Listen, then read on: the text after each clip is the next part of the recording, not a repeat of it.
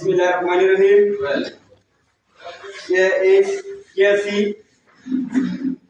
স্মৃতি সংসদ স্বেচ্ছাসেবক দল আচারগাঁও জামতলা বাজার নান্দাইল ময়মনসিংহ ৯ নান্দাইল আসনের সাবেক সংসদ সদস্য মরহুম আনোয়ার হোসেন খান চৌধুরী মহোদয়ের আদর্শের স্মরণে জনসেবার বন্ধনে এই বিষয়ে আজকের আলোচনা সভায় উপস্থিত আছেন নান্দাইল উপজেলা ছাত্রদলের সাবেক ছাত্র দলের নেতা আতিকুজ্জামান ভূঁইয়া নৌফেল এবং পৌর যুব দলের মাসুম ভাই। উপস্থিত আছেন ৯ নং আচারগাঁও ইউনিয়ন বিএনপির সম্মানিত সদস্য সচিব কামরুজ্জামান খান জুয়েল ভাই।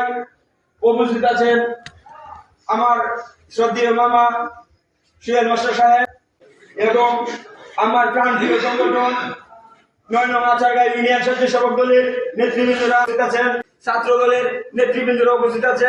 সকলকে ধন্যবাদ জানাই।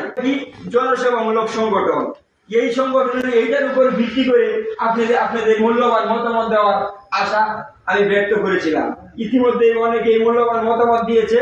বিষয়বস্তু হচ্ছে আপনারা আজকের এই আলোচনার মাধ্যমে বাস্তবায়ন করার লক্ষ্যে আপনারা সার্বিকভাবে কাজ করবেন এবং আমি একা উদ্যোগ দিলে আমি একা তো সংগঠনটাকে বাস্তবায়ন করতে পারবো না, নিশ্চয়ই পারবো না। সংগঠনটা বাস্তবায়ন করতে হলে জনশক্তির প্রয়োজন আছে। জনশক্তি কোথায় পাবো? ছাত্র দল, যুব দল, সংগঠনের লোক।